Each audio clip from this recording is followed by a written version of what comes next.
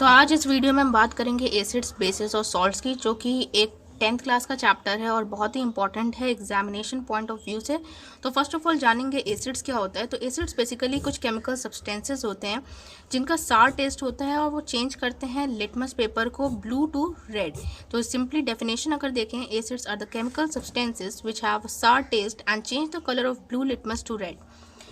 कुछ common fruits हैं जैसे कि unripe mango, lemon, orange, tamarind etcetera, जिनका टेस्ट सार होता है और इन सब में कुछ ना कुछ एसिड्स होते हैं।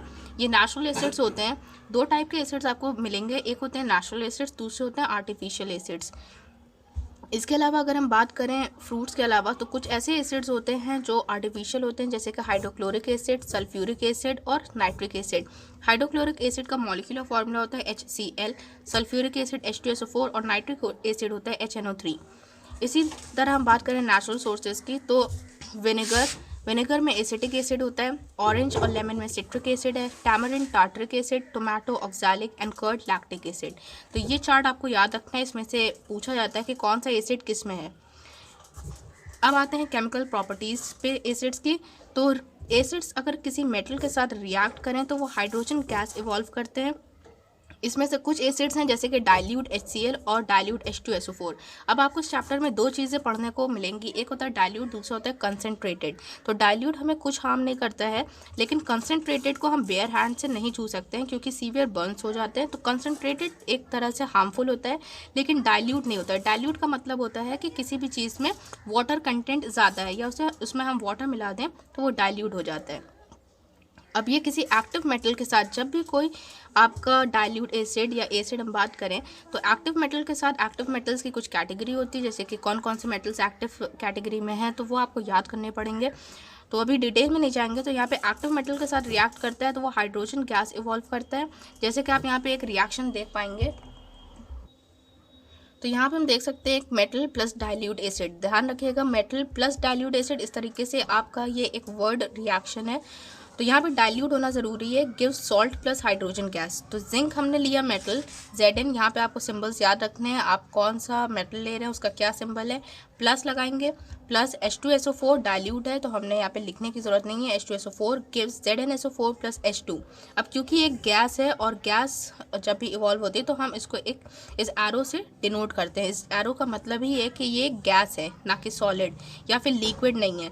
तो गैस को शो करने के लिए हम ये अपवर्ड एरो शो करते हैं। अब आते हैं नेक्स्ट पार्ट पे, रिएक्शन विद एसिड्स में, reaction with metal carbonate and hydrogen carbonate. अब मेटल कार्बोनेट क्या होता है और हाइड्रोजन कार्बोनेट क्या होता है ये समझेंगे। तो अगर कार्बोनेट यानी कि CO3, कार्बोनेट मतलब CO3 के साथ कोई भी मेटल, जैसे कि कैल्शियम भी एक मेटल है, ये इसको बोलते हैं साथ में मेटल कार्बोनेट। और हाइड्रोजन कार्बोनेट हो जाता है, यहाँ पे आप जैसे देख सकते हैं, हाइड्रोजन के साथ अगर कार्बोनेट अटैच होता है तो वो हाइड्रोजन कार्बोनेट कहलाता है। तो इस केस में भी आपके पास एक प्रॉपर्टी है, limestone, chalk and marble are different forms of calcium carbonate. ये अलग अलग तरह के कैल्शियम कार्बोनेट्स हैं जो आपको देखने को मिलेंगे। चॉक आपने सुना ही होगा, मार्बल, लाइमस्टोन। तो acids react with metal carbonate and hydrogen carbonates. Hydrogen carbonates को हम बाइकार्बोनेट भी बोलते हैं, जैसे कि HCO3 अगर हम बात करें तो ये हो गया आपका बाइकार्बोनेट।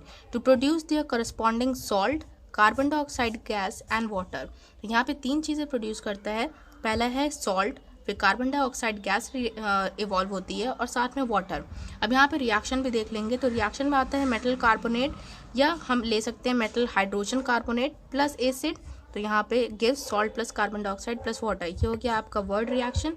तो हमने मेटल कार्बोनेट में लिया calcium carbonate plus twice HCl। अब ध्यान रखिएगा, बोर्ड्स में आपके पास इतना टाइम नहीं होता कि आप किसी भी रिएक्शन को बैठ के बैलेंस करेंगे। तो जब भी आप रिएक्शंस को लर्न करेंगे, 5 रिएक्शंस डेली याद कीजिए और इस तरीके से याद कीजिए कि कहीं पे अगर आ जाए तो आप डायरेक्टली लिख पाएँ। अगर क्वेश्चन ये आता है कि right a reaction in which a metal carbonate reacts with acid, so in that case आपको ये रिएक्शन लिखना है। आपको पता होना चाहिए कि मेटल कार्बोनेट आपको क्या लेना है, जैसे कि कैल्शियम कार्बोनेट हमने लिया है प्लस एसिड, एसिड में हम हाइड्रोक्लोरिक एसिड लेंगे HCl। अब बैलेंस हम याद रखेंगे तो 2 HCl गिव्स CaCl2, ये सॉल्ट हो गया।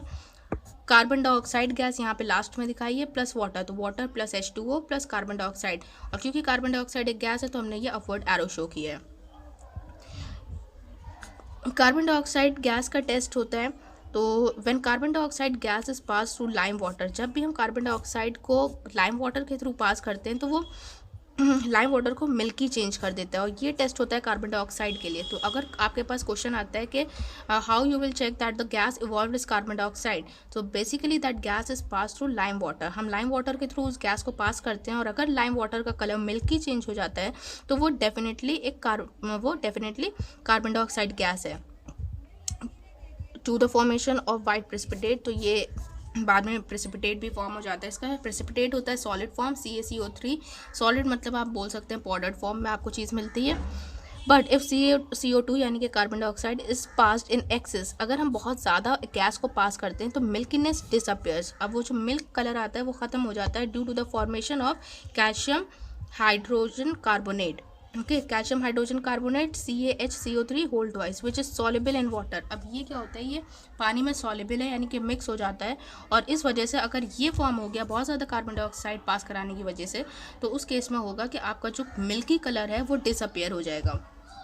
तो यहाँ पे इसका रिएक्शन देखते हैं, lime water CaOH whole twice plus carbon dioxide gives CaCO3 plus H2O। यहाँ तक ये रिएक्शन हो गया। फिर हम इसी को लेते हैं, ये कैल्शियम कार्बोनेट जो कि वाइट प्रेसिपिटेट बना है, पाउडर्ड फॉर्म है, plus water plus carbon dioxide gives calcium bicarbonate. ये रिएक्शंस आपको याद करने हैं जो कि पूछे जाते हैं। अगर आपसे डायरेक्टली पूछा जाएगा calcium carbonate reacts with water and carbon dioxide, then what is formed. Okay, so you should know that calcium bicarbonate form होगा, और कैल्शियम बाइकार्बोनेट किस तरीके से आपको रिएक्शन लिखना है। थर्ड प्रॉपर्टी पे आते हैं रिएक्शन विद एसिड्स में, reaction with metal oxides. Metal oxides के साथ अगर कोई भी एसिड रिएक्ट करेगा तब क्या होता है, तो acids react with certain metal oxides being basic in nature also called metal oxides to form salt and water.